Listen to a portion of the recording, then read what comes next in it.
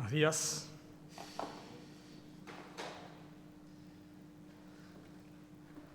Bueno, como han dicho, hay varios hermanos enfermos, pero bueno, lindo poder estar reunidos, sabiendo que el Señor está en medio nuestro y dándonos el privilegio de poder alabarle, escuchar su palabra. Bueno, eso es precioso. Vamos a continuar con nuestro estudio de Esther, así que les invito por favor a abrir sus Biblias en Esther capítulo 2.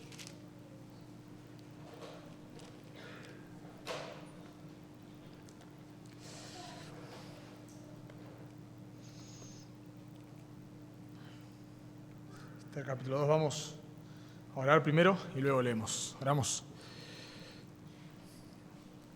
Amado Padre, queremos darte gracias porque tú estás en medio nuestro. Gracias, Señor, porque tú habitas y moras en medio de tu iglesia. Gracias, Padre, porque tú abres nuestro entendimiento para que podamos comprender tu palabra. Gracias porque tu Espíritu Santo mora dentro nuestro y nos guía a la verdad. Padre, gracias porque podemos alabarte, porque podemos acercarnos a ti con total libertad. Realmente son privilegios que muchas veces no nos damos cuenta, Señor, y por eso te alabamos.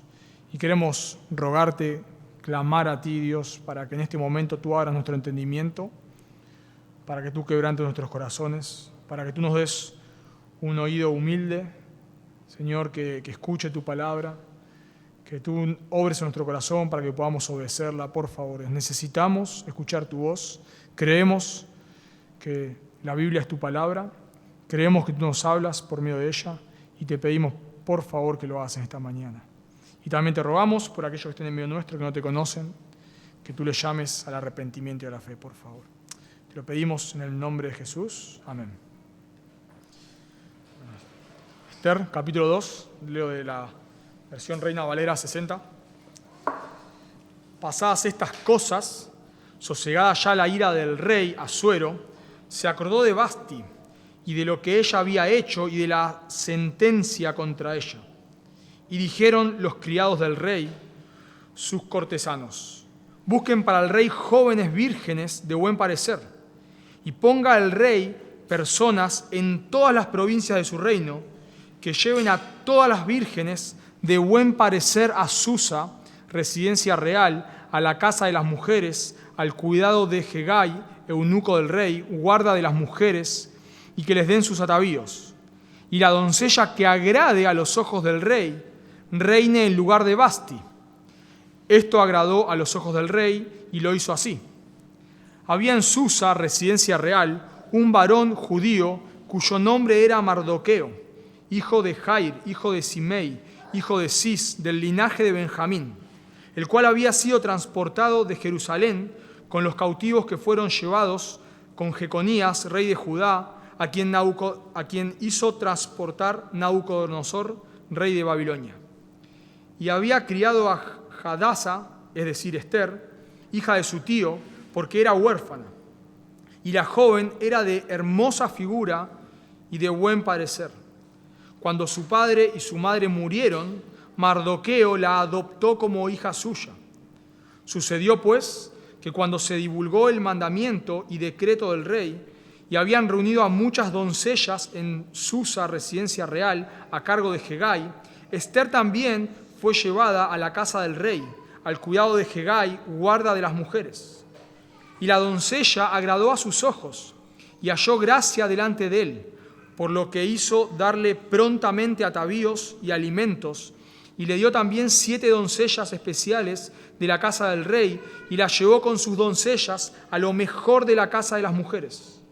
Esther no declaró cuál era su pueblo ni su parentela, porque Mardoqueo le había mandado que no lo declarase.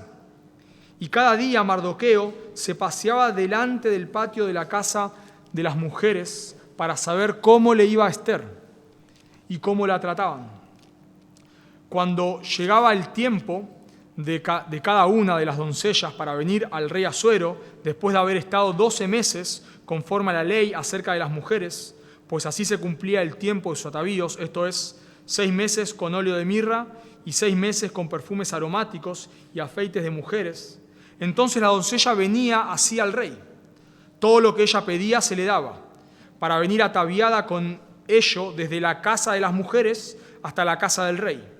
Ella venía por la tarde y a la mañana siguiente volvía a la casa segunda de las mujeres al cargo de Sasgás, eunuco del rey, guarda de las concubinas. No venía más al rey salvo si el rey la quería y era llamada por nombre. Cuando le llegó a Ester, hija de Abigail, tío de Mardoqueo, quien la había tomado por hija, el tiempo de venir al rey, ninguna cosa procuró sino lo que dijo Hegai, eunuco del rey, guarda de las mujeres. Y ganaba Ester el favor de todos los que la veían. Fue pues Ester llevada al rey Asuero a su casa real en el mes 10, que es el mes de Tebet, en el año 7 de su reinado. Y el rey amó a Ester más que a todas las otras mujeres, y halló ella gracia y benevolencia delante de él más que todas las demás vírgenes. Y puso la corona real en su cabeza y la hizo reina en lugar de Vasti. Hizo luego el rey un gran banquete a todos sus príncipes y siervos, el banquete de Ester, y disminuyó tributos a las provincias, e hizo y dio mercedes conforme a la generosidad del rey. Cuando las vírgenes eran reunidas a la segunda vez, Mardoqueo estaba sentado a la puerta del rey, y Ester, según le había mandado Mardoqueo, no había declarado su nación ni su pueblo, porque Ester hacía lo que decía Mardoqueo, como cuando él la educaba. En aquellos días, estando Mardoqueo sentado a la puerta del rey, se enojaron Bigtán y Teres, 2 eunucos del rey, de la guardia de la puerta, y procuraban poner mano en el rey Asuero. Cuando Mardoqueo entendió esto, lo denunció a la reina Ester, y Ester lo dijo al rey en nombre de Mardoqueo. Se hizo investigación del asunto y fue hallado cierto. Por tanto, los 2 eunucos fueron colgados en una horca y fue escrito el caso en el libro de las crónicas del rey. Una de las obsesiones que nosotros tenemos es ¿qué va a pasar en el futuro? ¿Qué va a pasar en el futuro?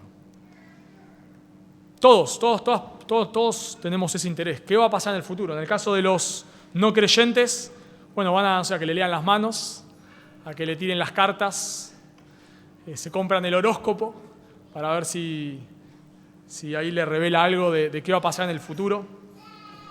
Están obsesionados con saber qué va a pasar en el futuro, pero qué va a pasar en el futuro con ellos, qué va a pasar. Bueno, los cristianos también tenemos ese interés. ¿Qué va a pasar en el futuro con nosotros? ¿Qué va a ser de mi vida? ¿Qué decisiones debo tomar? ¿Qué debo hacer? Bueno, en el caso de los no creyentes van a consultar los horóscopos o a la bruja de turno. En el caso de los creyentes van al profeta de turno que les diga, les profetice qué va a pasar con sus vidas.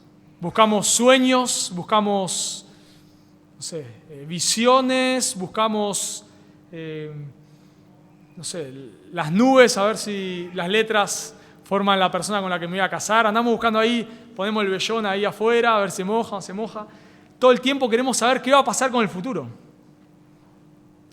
Bueno, lo que vamos a aprender en este texto es que los creyentes no debemos adivinar el futuro, sino obedecer a Dios en el día a día y confiar que Él nos usará para su gloria. Repito, los creyentes no debemos adivinar el futuro, sino obedecer a Dios en el día a día y confiar que Él nos usará para su gloria. Y para esto necesitamos entender dos conceptos claves que nos van a ayudar a nosotros a no estar obsesionados con el futuro, sino a hacer lo que Dios nos manda en el día a día. Y el primer concepto fundamental que nosotros debemos comprender es el obrar de Dios. Para no estar obsesionados con el futuro, con qué nos va a pasar, etc., debemos entender el obrar de Dios. Noten conmigo versículo 1. Pasadas estas cosas, sosegada la ira del rey Asuero, se acordó de Vasti y de lo que ella había hecho y de la sentencia contra ella. Vamos a ver primero cómo Dios va obrando y moviendo todas las piezas para que su propósito se cumpla. El texto dice, pasadas estas cosas. De vuelta vamos a verlo, pero el escritor hasta casi que saca toda referencia a tiempo y pega todo una cosa al lado de la otra para que parezca que todo fue corrido, digamos, ¿no? Como que iba como en un teatro, donde van saliendo los protagonistas y van entrando los otros. Bueno, pero en realidad no pasa eso, o sea, sino que va pasando tiempo entre evento y evento. El escritor acá no aclara cuánto tiempo pasadas estas cosas, cuánto tiempo pasó estas cosas. Fue la destitución de Vasti, capítulo 1. ¿Cuánto tiempo pasó? Bueno, no lo sabemos exactamente, pero no poco tiempo. Si nosotros miramos capítulo 1, versículo 3, Vasti fue destituida en el tercer año del rey Asuero, en el tercer año. Y Esther, según capítulo 2, versículo 16, es llevada al rey Asuero en el año séptimo. O sea que aproximadamente habrán pasado unos 4 años, más o menos, entre el primer evento del capítulo 1, que Vasti es sacada, y el segundo evento de este capítulo, que es que Esther es hecha reina. Pasan aproximadamente unos 4 años. Los historiadores dice en el versículo 1 que pasadas estas cosas se acordó, porque algunos historiadores dicen que en esos 3 años, 4 años, estuvo la guerra entre los medopersas y los griegos, la guerra de Salamina que pierden los medopersas. Entonces, algunos comentaristas piensan que en esos 3 años él no se acordó de Vasti porque estuvo ocupado con esas cosas. Y cuando él fue derrotado en esa guerra, y cuando vuelve en un sentido ya derrotado, se acuerda de lo que había pasado. Pero, nuevamente, el escritor nos muestra, como ya hemos visto la vez pasada, el orgullo de este hombre. Porque noten cómo relata el evento en versículo 1. Dice, pasadas estas cosas, estoy de vuelta a la página ahí, pasadas estas cosas, sosegada ya la ira del rey Asuero, se acordó de Vasti y de lo que ella había hecho y de la sentencia contra ella. ¿Se dan cuenta? Es como que él no tiene nada que ver en esto. Como que alguien más lo hizo, parece, ¿no? La sentencia, ¿pero quién dio la sentencia? Él, por los consejos de los sabios. Pero la hizo él. Pero es como que no se hace cargo este hombre. Este hombre no se hace cargo. Bueno, eso es una característica del orgullo, que nunca es culpable de nada, siempre tiene la razón. Así que este hombre está ahí en su trono y se acuerda de lo que pasó, pero no se hace cargo. Como que, se acuerda de lo que alguien hizo con la reina. Entonces vienen los criados, sus siervos, y le dan un consejo en el versículo 2, noten conmigo. Dijeron los criados del rey, sus cortesanos, busquen para el rey jóvenes vírgenes de buen parecer y ponga al rey personas en todas las provincias de su reino que lleven a todas las jóvenes vírgenes de buen parecer a Susa, residencia real, a la casa de las mujeres, al cuidado de Hegai, eunuco del rey, etc. Así que el rey está ahí, tal vez volvió de ser derrotado, se acuerda de que no tiene reina, porque él tenía muchas concubinas, pero no tiene una reina, porque la reina fue destituida. Así que este hombre se acuerda de Vasti. Algunos piensan que tal vez los cortesanos que le dan este consejo son los que habían dicho que Vasti sea destituida. Entonces, por las dudas, a ver si este hombre la vuelve a poner a Vasti como reina y estamos al horno, diríamos. Entonces, tal vez rápido buscan un plan y le dicen, busquemos otra reina. Así que estos hombres le dan un plan al rey, que es que se busquen reinas. Pero noten, la característica es que se busquen reinas en todo, o sea, mujeres vírgenes, bellas, en todo su reinado. No solamente en Susa, en la capital del reino, sino en todo su reinado. Y por supuesto empezamos a ver en esto lo que diríamos como la mano invisible de Dios. Rápidamente han pasado 3 años, 4 años aproximadamente, pero el escritor dejó una nota en capítulo 1. En capítulo 1, versículo 19, dejó una nota. Noten conmigo capítulo 1, versículo 19. Leo al final del versículo. Que Vasti no venga más delante del rey Asuero y el rey haga reina a otra que sea mejor que ella. Noten, haga reina a otra que sea mejor que ella. Bueno, capítulo 2 se elige esta reina. Así que vemos cómo vemos el obrar invisible de Dios. Vasti es destituida, pasan años, tal vez hasta nos olvidamos de lo que pasó, pero Dios no se olvidó. El plan de Dios se va cumpliendo y ahora el rey es aconsejado por estos hombres y detrás está la mano invisible de Dios a que se ponga otra reina. Y lo lindo de todo esto es que, de este libro, cómo está narrado, que es cómo se va pegando un evento detrás del otro. Y el escritor deja una nota ahí, ¿no? O sea, de vuelta, no es que dice, Dios dijo, no dice eso, sino que los consejos son ni de creyentes. Los que dan el consejo capítulo 1, versículo 19, no son ni creyentes. Simplemente dicen que se haga reina, otra mujer. Y en capítulo 2, enseguida aparece otra reina. Pero pasaron muchos años, pero el escritor lo pega para que nosotros veamos el hilo conductor, veamos a Dios obrando. Es como cuando a veces le estás contando algo a alguien y te dice, no, pará, esto es de Dios. Por favor, pensá un momento. Mirá, hace tantos años te iba mal en el colegio y no tenías profesora particular y fuiste a una. Pensá, y cuando ibas a ir a esa profesora particular, el día que tenías que ir, no encontrabas la casa y no fuiste. Entonces al otro día llamaste por teléfono, mi mamá la llamó por teléfono a esta mujer, que no iba a ir más, no iba a ir a la profesora porque claro, me da vergüenza, la dejé plantada. Y la llama y esta mujer es una divina y le dice, no pasa nada, que venga igual. Así que al otro día voy y me predica el Evangelio. Y justo esa mujer era miembro de Carapachay. Y claro, cuando vos empezás, y yo justo en ese momento iba a un colegio católico y empezaba a tener dudas. Y claro, pero entre todo eso pasó un montón de años. Pero cuando uno pará un poco, y lo vas pegando, mirá, y lo vas encajando, decís, este es el obrar de Dios. Es claro. Bueno, eso es lo que está haciendo el autor acá. Pasan muchos años, pero él achura los años para que podamos ver indiscutiblemente que este es el obrar de Dios. Y lo que vemos también en el texto, es que el autor va a jugar con que la posibilidad es infinita, no infinita, pero la posibilidad es muy amplia, pero a su vez es reducida. Es muy amplia y va a jugar con esto también el autor. Porque, de vuelta, él quiere notar que en un sentido parece casualidad, pero en otro sentido tiene que ser Dios. Noten, por favor, lo que dice capítulo 2, versículo 2. Jóvenes vírgenes de buen parecer. O sea, el abanico es inmenso. Se tiene que elegir una reina. ¿Qué reina?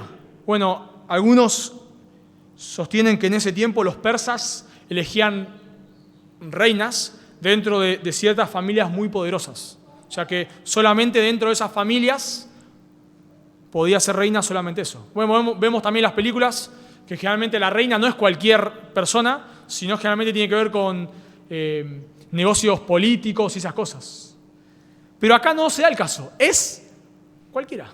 Cualquiera que sea una mujer bonita, una mujer bella, de buen parecer. O sea, el abanico es inmenso. Si volvemos a capítulo 1, el reino de este hombre era un reino inmenso. O sea, imagínense este reino inmenso que no es que dice, bueno, salgan a buscar mujeres persas o salgan a buscar mujeres nobles. No. Cualquiera. Una en 1.000.000, podríamos decir. Pero la historia se nos va narrando de tal manera que aunque puede ser cualquiera, solamente puede ser una. Puede ser cualquiera en un sentido, pero en otro sentido solamente puede ser una.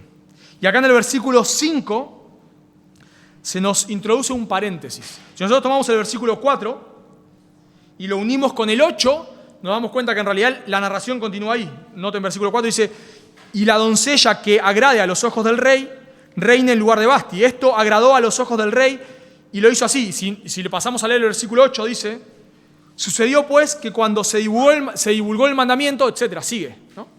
Pero acá del versículo 5 al versículo 7 se nos introduce un paréntesis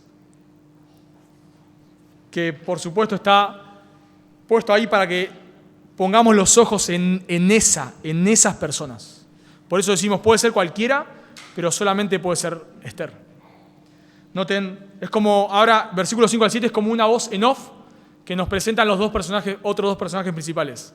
Recuerdo, no sé si recordarán, cuando la serie de Batman, esa vieja que caminaban por el edificio con Robin subiendo así, que estaba la cámara de vuelta, y había una voz en off que decía, mientras tanto en Ciudad Gótica, ¿no? Y pasaba otra escena. Bueno, eso es lo que está pasando acá, digamos. Nos está narrando lo que está pasando y de pronto una voz en off que nos presenta dos personajes. ¿Por qué? Porque es como que cuando vos lees el versículo 4 decís, bueno, puede ser cualquiera.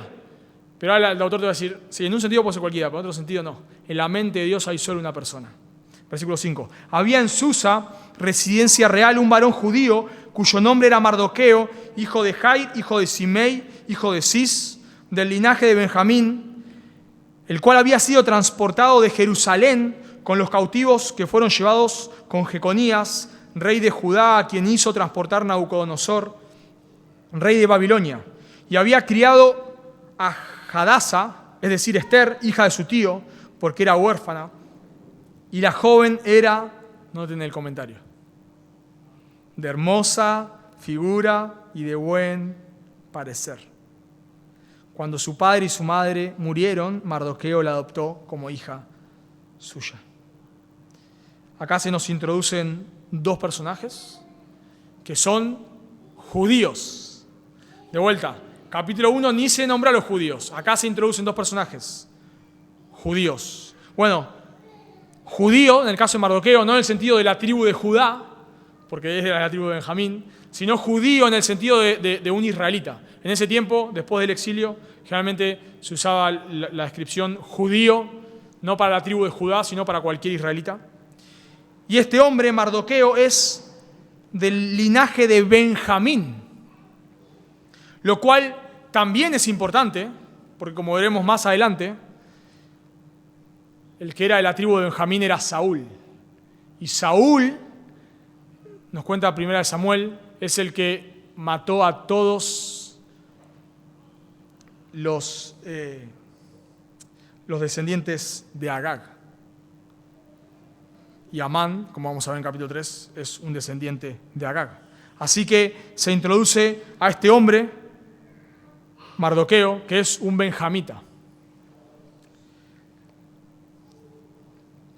Bueno, hay dos maneras de entender esto de benjamita, el cual, noten versículo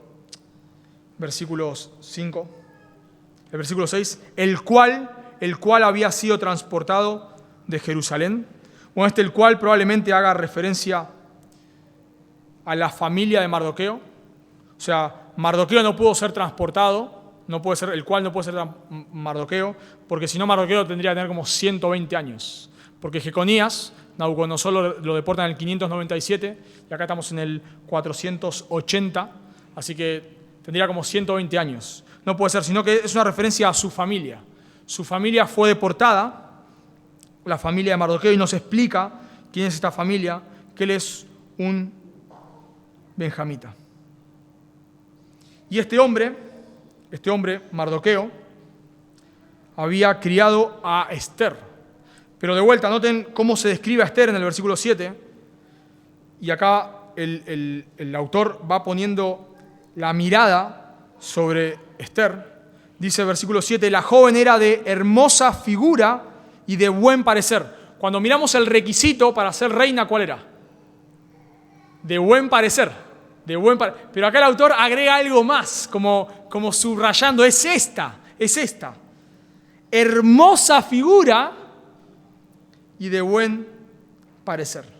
De vuelta, en un sentido son muchísimas mujeres, pero en un sentido hay otras. Si nosotros, imagínense, salieron a buscar mujeres por todos lados, por todo el reino. Imagínense la cantidad de mujeres que habrán traído, vírgenes, mujeres lindas. Tal vez si nosotros estaríamos ahí, ni nos daríamos cuenta cuál es Esther.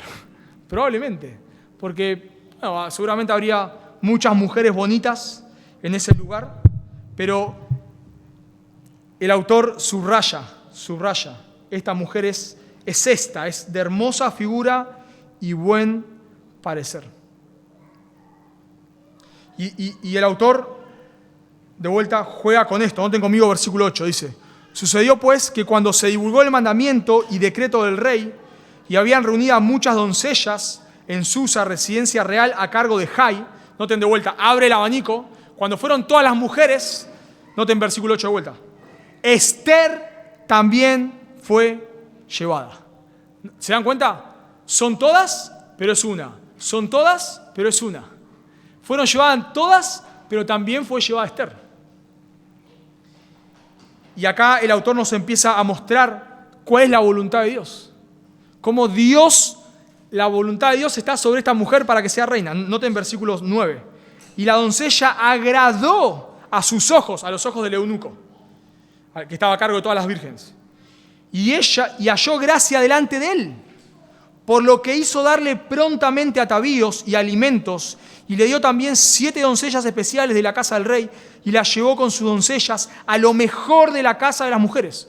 Noten cómo Dios está guiando todo esto. ¿Se dan cuenta? Dios está guiando todo esto. Hay una mujer que es de hermosa figura y de buen parecer. Esta mujer es llevada dentro de miles de mujeres y resalta justo ella a los ojos del eunuco. Luego, versículos 12 al 14, se nos narra de vuelta cómo es el caso general. Noten.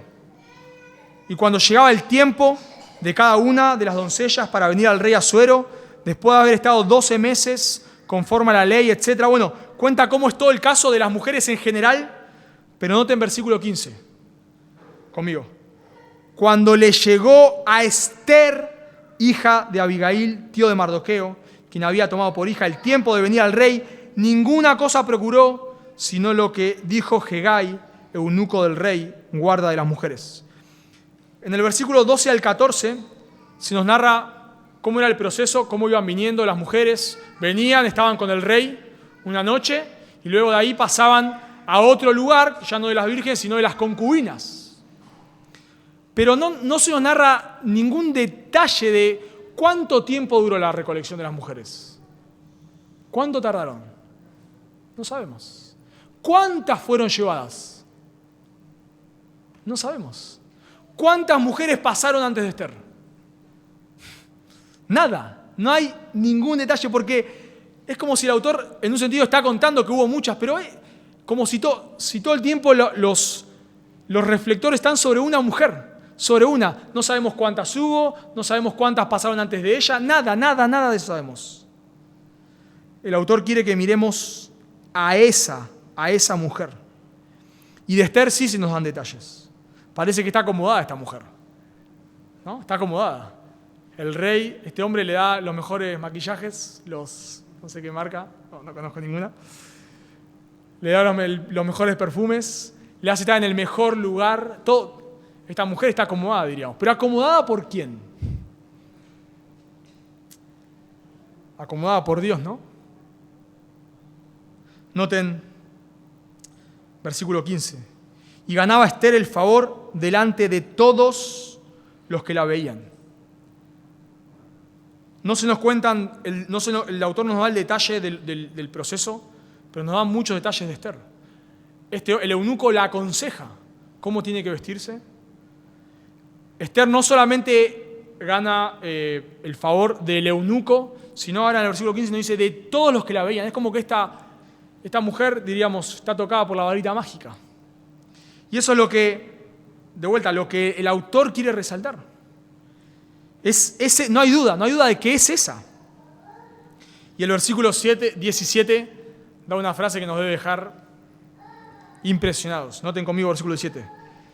Y el rey amó a Esther más que a todas las otras mujeres y halló gracia y benevolencia delante de él. De vuelta, recordemos, este hombre este no es un príncipe azul.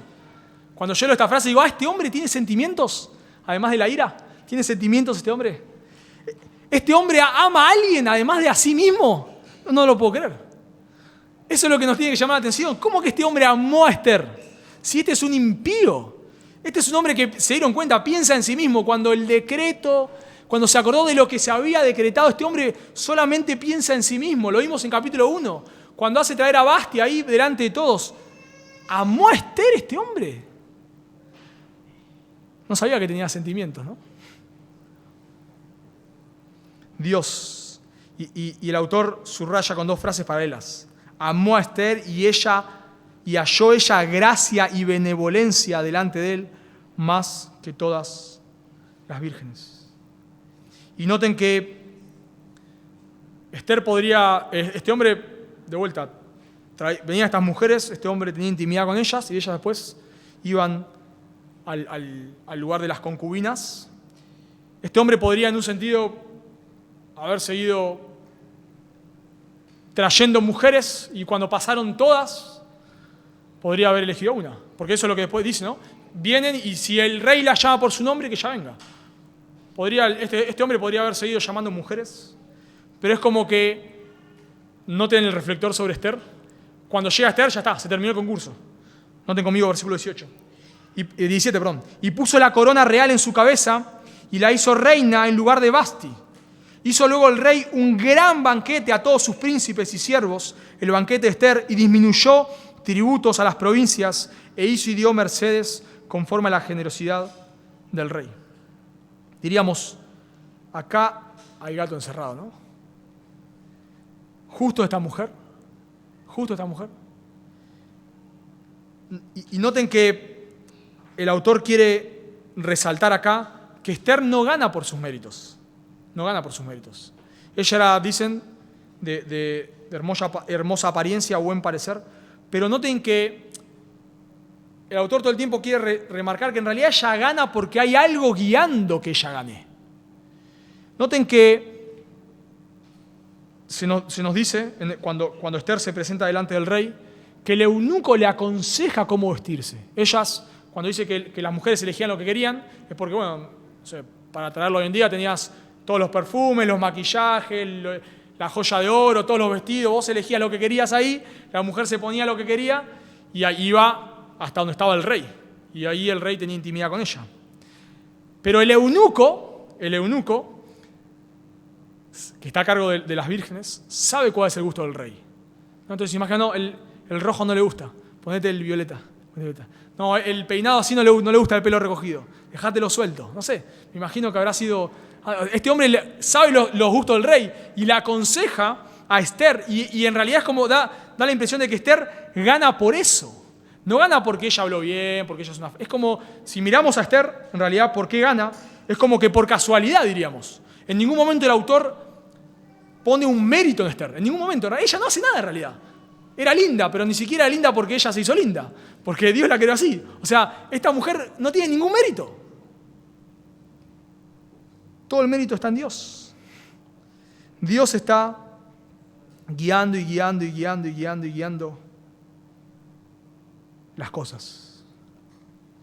Y se nos narra una segunda escena. Estamos pensando de vuelta en el obrar de Dios. Estamos tratando de mirar eso, el obrar de Dios. Y se nos relata otra segunda escena donde vemos el obrar de Dios. Versículo 19 en adelante. No voy a leer ahora por tiempo, ya lo hemos leído.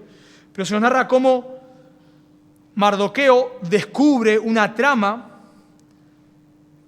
en contra del rey. Descubre cómo 2 eunucos habían planificado matar al rey. Y ya empezamos a ver ciertos detalles que se nos separan de lo que acabo de contar hasta el versículo 18.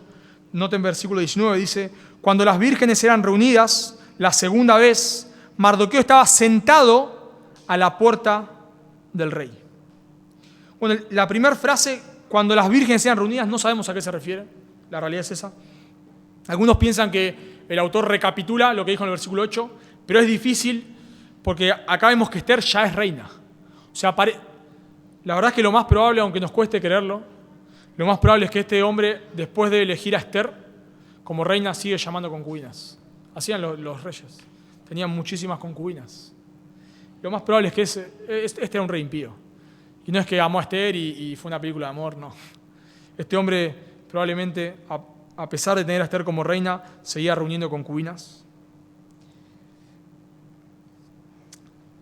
Y lo vemos a Mardoqueo, en el pasaje anterior, lo vemos paseándose por ahí por el patio de las mujeres. Acá lo vemos ya a Mardoqueo sentado.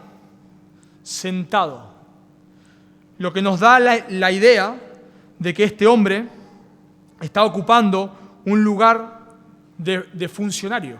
Cuando dice Mardoqueo estaba sentado, no es que estaba sentado en el cordón ahí, no sé, tirando moneditas a los charcos. No. La idea de estar sentado en ese lugar, en la puerta del rey, es que era una posición importante. Si vos entrás al despacho del presidente y ves sentado a un hombre afuera del despacho del presidente, no es cualquier persona. Yo no voy ahí y me siento afuera del despacho del presidente, me echan a patada, ni entro. Si hay alguien sentado afuera del despacho del presidente, es que es una persona importante. Bueno, si Mardoqueo está sentado a la puerta del rey, es porque Mardoqueo es un funcionario. De vuelta, el autor no nos narra cómo llegó Mardoqueo ahí. Tal vez por influencia de Esther, no lo sabemos. Pero Mardoqueo está sentado en este lugar. Un comentarista dice que en ese lugar, en la puerta, se realizaban negocios, se sellaban pactos, se resolvían pleitos, litigios y contiendas y se dispensaba justicia. Y noten el comentario ahora. Ahora bien, los comerciantes y los litigantes quedaban de pie. Eran los jueces los que se sentaban. Y Mardoqueo está sentado.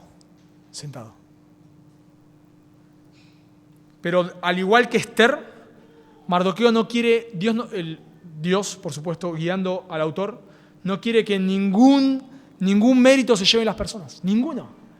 Esther, ningún mérito. Era linda. ¿Qué mérito hay en ser linda?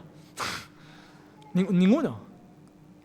Y este hombre llega ahí, no sabemos. Pero Mardoqueo está ahí y justo descubre la trama contra el rey. Ahora, esta trama que se planifica para asesinar al rey Asuero, no es casualidad. Asuero en el 465 va a morir asesinado por un cortesano. O sea, acá zafa Asuero, más adelante no zafa. El padre Asuero, Darío, llegó al trono luego de matar varias personas. Artajerjes, luego leemos en el libro de Nehemías, llegó al trono luego de matar a su hermano. Así que esto era moneda corriente que se planifiquen asesinatos. Lo leemos también en el libro de los Reyes, Primera es una de Reyes o Crónicas, podemos ver también asesinato de reyes. Era común que se tramen cosas y se mate a los reyes. Pero, de vuelta, no es que Mardoqueo era su función, era como el detective privado del rey, no. No está investigado, está como, no sé, digamos ahí sentado y justo escucha. Ningún mérito, de vuelta, está puesto ahí por Dios, noten la mano de Dios. Y se da un detalle también muy importante al final del versículo 23, y dice, y fue escrito el caso en el libro de las crónicas del rey. Algunas traducciones lo traducen de esta manera. Y fue escrito esto de que Mardoqueo descubre la trama que hay para asesinar al rey, se lo cuenta a Esther va y se lo cuenta al rey en nombre de Mardoqueo. Todo eso se anotaba en un libro y dice que se anota en presencia del rey. O sea, cuando se está anotando eso, el rey está ahí afirmando lo que se está anotando. Pero el rey no lo recompensa a Mardoqueo. Aunque él solía recompensar, este rey Asuero, nos dicen los historiadores, solía recompensar la fidelidad de sus siervos. Pero acá no lo hace. Porque esto va a ser clave, totalmente clave, para el desarrollo de la historia. Y de vuelta, en todo esto, hermanos, vemos el obrar invisible de Dios. El autor pega todos estos eventos de casualidad para que nosotros podamos ver el obrar de Dios. ¿Y por qué es importante esto? Porque noten que no es que Mardoqueo y Esther están leyendo el guión. Nosotros estamos leyendo el guión. Ellos no están leyendo el guión. O sea, ellos se dan cuenta de lo que pasa una vez que pasó. Pero hasta este momento nada. Pero de vuelta, el autor quiere que sí nosotros nos demos cuenta que todo esto que sucede es por el obrar de Dios. ¿Y por qué es importante que nosotros entendamos que todo esto es por el obrar de Dios? Que esto no es casualidad. Porque este mundo es la historia de Dios. Pero si nosotros estuviésemos viviendo en ese momento, y en estos 10 años, que es lo que pasa en el reinado de Esther, tal vez no nos demos cuenta de lo que pasa. No nos demos cuenta. Te pasan tantas cosas a vos y a mí que no nos damos cuenta del obrar de Dios. ¿Te pusiste a pensar en eso? Ahora, la Biblia nos dice muy claro que este es el mundo de Dios. Dios creó el mundo. Y todo este mundo se trata del plan de Dios. La Biblia nos dice en Génesis que Dios creó al hombre y el hombre se rebeló contra Dios, pecó, por lo cuanto el hombre fue echado, el hombre y la mujer fueron echados del huerto del Edén. Pero eso estaba dentro del plan de Dios. Nos dice, yo se lo leo, 1 Pedro 1:18. Le dice Pedro a sus lectores: sabiendo que fuiste rescatados de vuestra vana manera de vivir, la cual recibiste de vuestros padres, no con cosas corruptibles como oro o plata, sino con la sangre preciosa de Cristo, como de un cordero sin mancha y sin contaminación. Escuchen, ya destinado desde antes de la fundación del mundo, o sea, desde antes que Adán y Eva pecaron, porque el mundo no había sido creado, o sea, Adán y Eva no habían pecado todavía. Ya destinado desde antes de la fundación del mundo, pero manifestado en los posteriores tiempos por amor de vosotros. Dios determinó salvar un pueblo para su gloria. Y ese es el plan de Dios. Pero nosotros, en los millones y millones de eventos que nos pasan el día a día, nos olvidamos de eso. Nos cuesta seguir el hilo. Si el autor, añadiese todos los detalles, imagínense, todo el tiempo que tardó en recolectar las mujeres, la guerra que pasó entre los griegos, entre los persas, sería un libro, no sé, de páginas y páginas, y nos perderíamos en tantos detalles, o sea, no podríamos ver el obrar de Dios, no podríamos, tanto detalle, qué hizo el rey al otro día, qué desayunó, qué sé yo, no sé, si se peleó con un siervo, imagínate, porque es una historia real, y si pasaron, imagínense detalle, y ya nos olvidamos de qué se trataba esto. Pero el autor lo pega de esta manera y nosotros debemos hacer lo mismo. Nosotros no debemos olvidarnos que el plan de Dios es salvar a un pueblo para sí y que Dios va guiando todo con su mano invisible. Todo lo que pasa en tu vida no es por casualidad, sino que tiene que ver con el plan de Dios. Y como dijimos el miércoles, a veces nosotros estamos obsesionados con el plan de Dios para mí. ¿Qué Dios quiere para mí? Como si yo fuese el protagonista de la historia. Yo no soy el protagonista de la historia. El protagonista es Dios. Debemos preguntarnos, ¿qué tiene que ver esto con el plan de salvación de Dios? ¿Qué tiene que ver el trabajo que voy a tomar con el plan de salvación de Dios? ¿Qué tiene que ver esta relación que Dios me da con el plan redentor de Dios? ¿Qué tiene que ver esta iglesia que Dios está fundando acá con el plan redentor de Dios? ¿Qué tiene que ver este ministerio que hago en la iglesia con el plan redentor de Dios? ¿Qué tiene que ver la crianza de mis hijos con el plan redentor de Dios? ¿Qué tiene que ver esta inversión que voy a hacer con el plan redentor de Dios? Debemos conectarlo, porque de eso se trata la vida, del plan redentor de Dios. El protagonista de este mundo es Dios. Pero, claro, como pasan millones y millones y millones y millones de detalles en nuestra vida, nos olvidamos. Pero la Biblia dice algo en 2 Corintios capítulo 5, versículo 5, que Dios nos salvó para que los que viven ya no vivan para sí, sino para aquel que murió y resucitó por ellos. Si Dios te salvó es para que vos ya no vivas para vos. Esta ya no es tu vida. No es qué quiero hacer para el futuro. ¿Cuáles son mis planes? Error, está mal formulada esa pregunta. Cambia el sujeto de la oración. Dios, ¿qué vos querés que haga con mi vida? Porque vos me salvaste para que yo ya no viva para mí, sino para aquel que murió y resucitó por mí. Entonces, cuando planificamos cosas que están bien, obvio, estamos en esta vida y debemos ocuparnos de las cosas de este mundo, pero debes preguntarte, por favor, no lo desconectes, no está mal, andate de vacaciones, disfrutá, buenísimo, está perfecto, buenísimo, disfrutá de la vida, Dios te da, ya lo hemos predicado en 2 Timoteo, buenísimo, pero no lo desconectes, no lo desconectes. No estás acá para pasarla bien, no estás acá para disfrutar la vida y que todo vaya bien, estás de paso. La Biblia nos dice que somos extranjeros y peregrinos. Que en Hebreos 11, cuando se nos habla de los hombres de fe, hombres y mujeres de fe, nos dice que ellos tenían su mirada puesta en el galardón. Entonces nosotros debemos vivir esta vida no como si esta vida fuese todo, sino entendiendo que hay un plan. Y ese plan no se trata de mí, se trata de Dios. Y en su gracia Dios me permite ser parte. Entonces, con todos los eventos minúsculos que pasan en nuestra vida, no lo desconectemos del plan de Dios. Por eso debemos entender, para no estar afanados con el futuro, debemos entender en primer lugar cuál es el obrar de Dios. ¿Cuál es el obrar? Dios tiene un plan que es salvar a un pueblo para sí y lo va a cumplir. Y Dios en su gracia me salva no para que ahora no tenga problemas. Así se habla a veces el Evangelio. Dios te salva para que pares de sufrir, para que no tengas problemas, para que la vida te sonría. Mentira. Dios te salva para que sufras.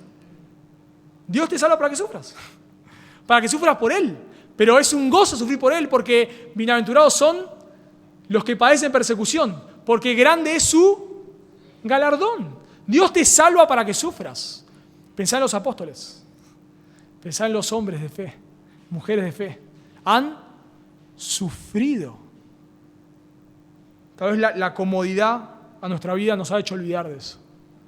Los lujos que tenemos, las comodidades, nos ha hecho olvidar y pensamos que Dios nos salva para que la pasemos bien. No, Dios nos salva para que ahora nosotros demos nuestra vida por Él. El que quiere ser mi discípulo, niéguese a sí mismo, tome su cruz, Lucas la agrega cada día, y sígame. Porque quiere salvar su vida, la perderá. Pero el que pierda su vida por causa de mí, la hallará. Entonces debemos entender que Dios tiene un plan, es salvar un pueblo para sí, y Dios está guiando este mundo con su mano invisible para que ese plan se cumpla. Pero el segundo concepto, brevemente lo vamos a ver esto, porque es más corto. El segundo concepto que debemos entender es el obrar del creyente. No se preocupen por el tiempo, este punto es más corto. El obrar del creyente. Cuando uno lee la historia de Esther, de vuelta, el autor nos cuenta cómo se han dado todos los eventos, y nosotros estamos viendo, es como estamos viendo la película, y estamos viendo el obrar de Dios, y nosotros pensamos que ellos vivieron de la misma manera, ¿no? Como que Esther, me imagino que Esther ahí está con Mardoqueo mirando el guión, y le dice, te toca a vos ahora ir delante del rey. No, mira, yo vengo después de que vos sos reina, ahora te toca ir a vos. Me toca ir a mí, está bien. ¿No? Como que ellos saben todo lo que les va a pasar, ¿no? Así nos imaginamos eso, que Esther cuando va delante del rey, va ya sabiendo que va a ganar, cuando el rey la llama sabe que va a ganar, o sea, como que las sabían todas. Pero no. Ellos no sabían muchísimos detalles. Ellos no sabían el futuro. ¿Y qué hacen ellos? ¿Qué hacen Esther y Mardoqueo? ¿Están intentando adivinar el futuro? No. Ellos están obedeciendo a Dios en el día a día. El futuro es de Dios. Nuestra responsabilidad es obedecer a Dios en el día a día.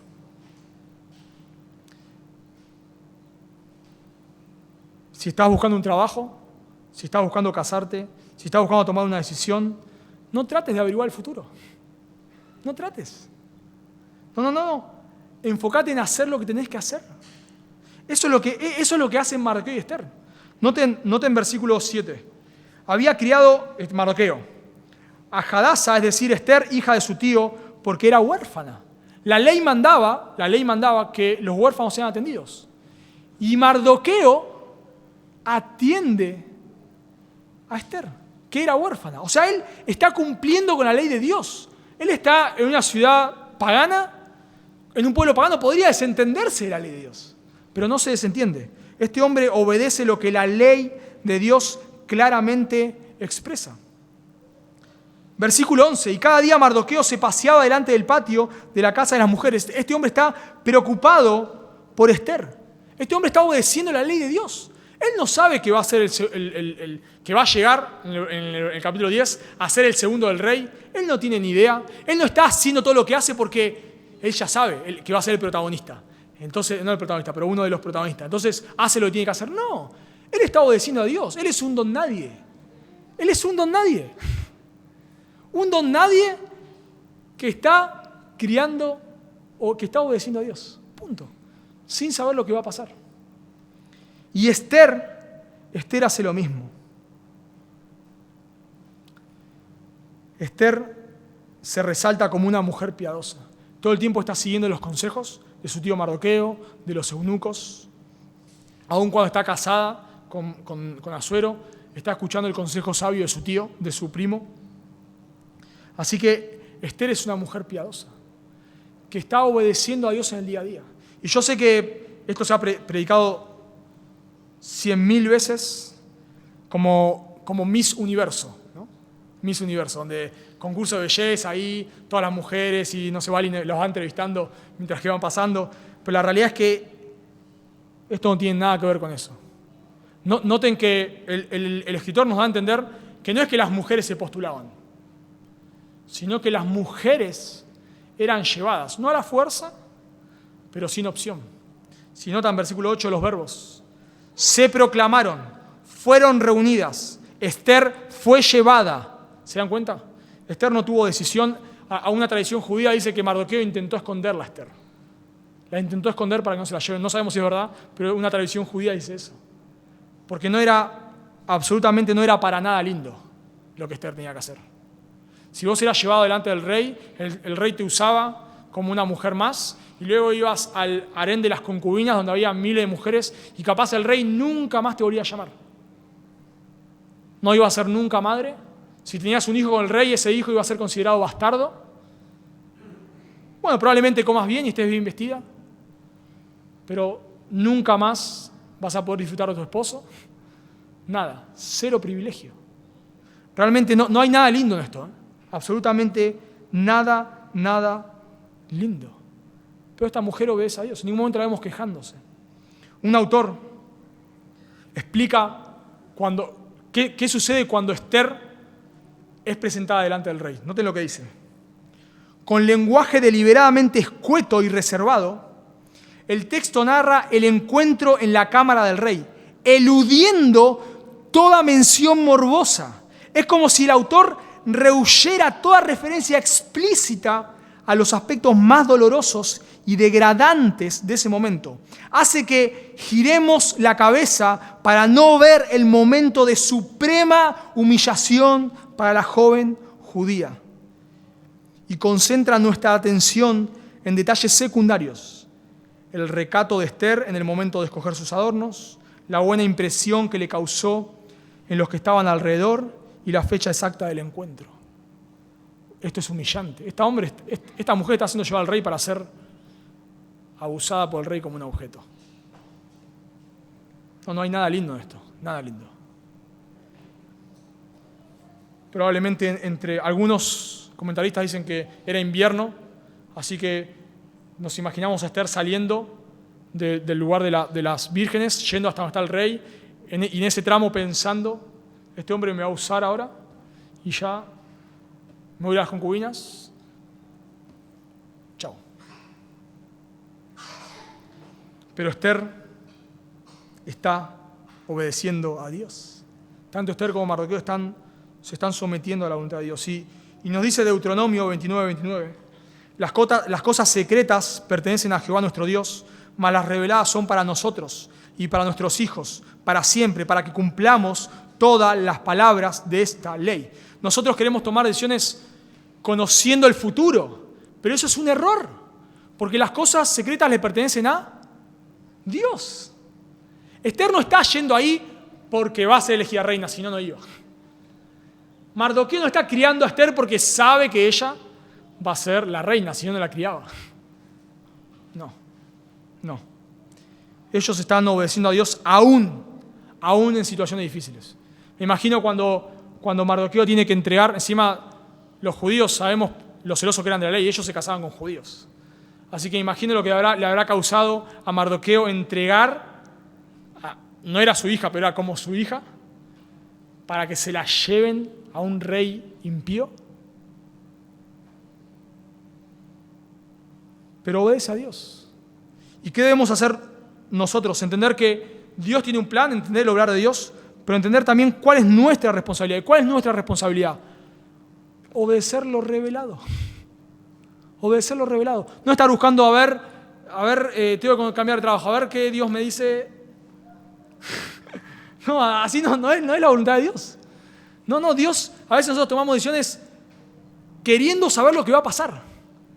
Y nosotros pensamos que la decisión que tomamos es buena o mala según si nos salió bien o no. Eso es un error. Vos tomaste una decisión sabia si tomaste una decisión basada en la Escritura. Si tomaste una decisión basada en la Escritura, tu decisión fue sabia.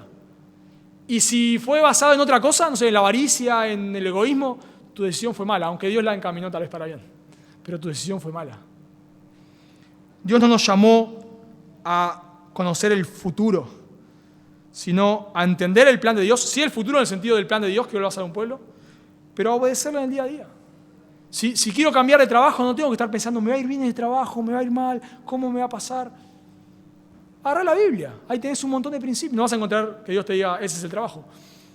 No leas Romanos, Hebreos, Génesis 12, y porque Abraham salió de su tierra, ahora yo tengo que salir de mi trabajo. No tiene nada que ver eso.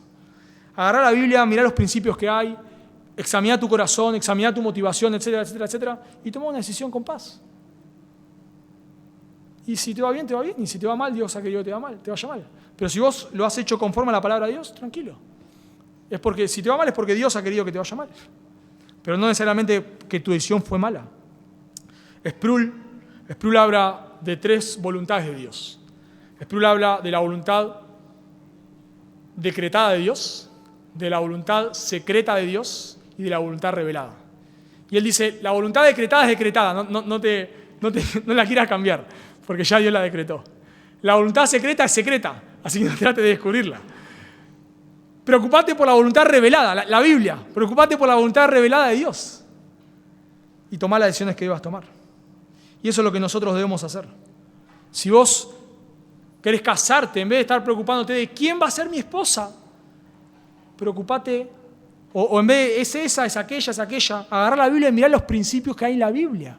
Examiná, esta mujer es una mujer de Dios, basada en la Escritura, sí, bueno, dale para adelante.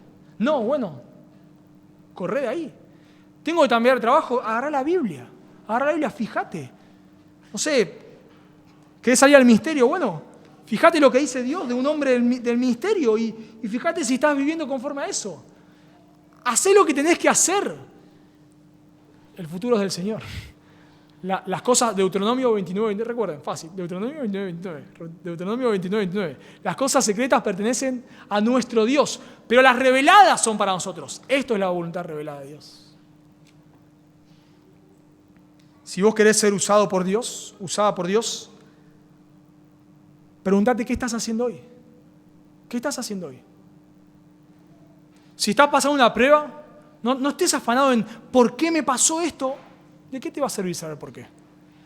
Preocupate en glorificar a Dios en medio de la prueba. Punto. Capaz te enteres de esa prueba por qué pasó cuando estés con el Señor. Hoy preocupate por glorificar a Dios. Debes preguntarte, en vez de ¿qué va a hacer Dios? Pregúntate ¿qué estoy haciendo yo? Quiero que Dios me use. ¿Y qué estás haciendo para eso? ¿Estás obedeciendo a Dios en el día a día?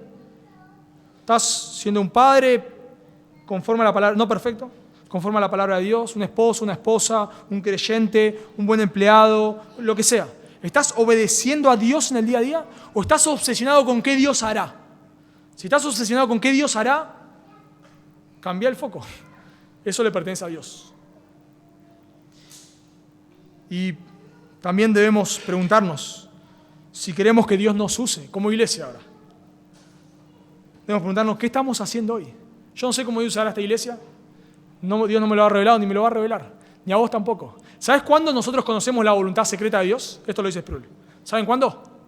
Cuando ya pasó. Ahí conocemos la voluntad secreta de Dios. Esther puede decir, ahora que soy reina, para esto Dios quería, ahora entiendo. Pero antes no tenía ni idea. Por eso después le va a decir Mardoqueo en capítulo 4, quizás para esto ha llegado. Ahora entiendo. Pero antes nada. Entonces, en vez de estar preguntando cómo Dios nos usará, que obedezcamos a Dios. Seamos fieles en obedecer los mandatos de Dios, en ser un creyente piadoso, en este caso pensando en la iglesia, en ser un miembro piadoso, un miembro que busca a Dios, que predica la palabra, que crece en santidad, que lucha con su pecado. Y Dios después que me use como Él quiera. Lo más probable es que ni tu nombre ni mi nombre esté escrito al pie de página de los libros de la historia de la iglesia. Pero no importa. Dios nos usará como Él quiera. Pero obedezcamos a Dios en el día a día. Y si vos no sos un creyente, solo para terminar, déjame decirte que Dios no revela la voluntad específica para tu vida, pero sí revela lo que va a pasar en el futuro.